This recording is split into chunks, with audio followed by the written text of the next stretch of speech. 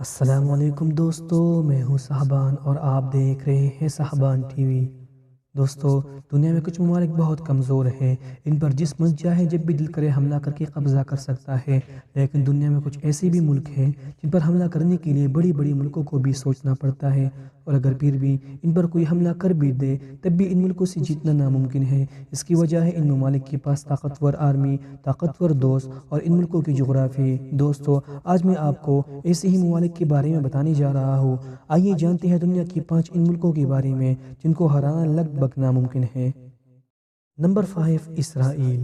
اسرائیل ایک چھوٹا سا عرب ملک ہے اور اپنی آس پاس سب ممالک سے اس کی دشمنی بھی ہے، پھر بھی آج تک اس پر کوئی بھی ملک قبضہ کرنے میں کامیاب کیوں نہ ہو سکا۔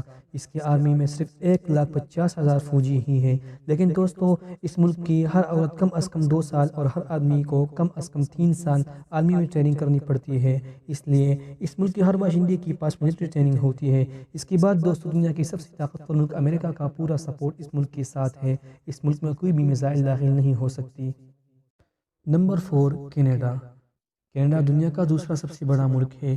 اس کی آرمی میں 95,000 لوگ ہیں۔ اس ملک کو اپنی حفاظت کرنے کے لیے کسی آرمی کی ضرورت نہیں پڑتی، بلکہ یہ ملک بہت بڑا ہے اور یہاں کی جنگلوں اور برفیلے موسم کی وجہ سے اس پر قبضہ کرنا دشمن کی بس کی بات نہیں ہے۔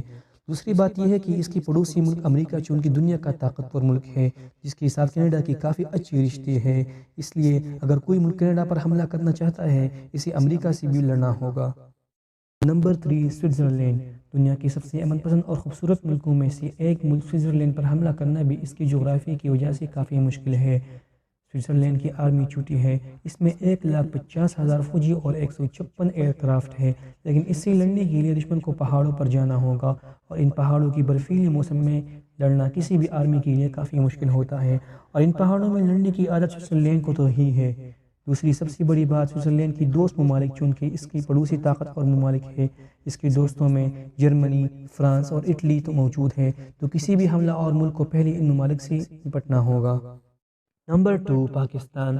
پاکستان سے جیتنا بھی اتنا آسان نہیں ہے۔ اس کی وجہ ہے پاکستان کی آرمی اور جدید ہتھیار۔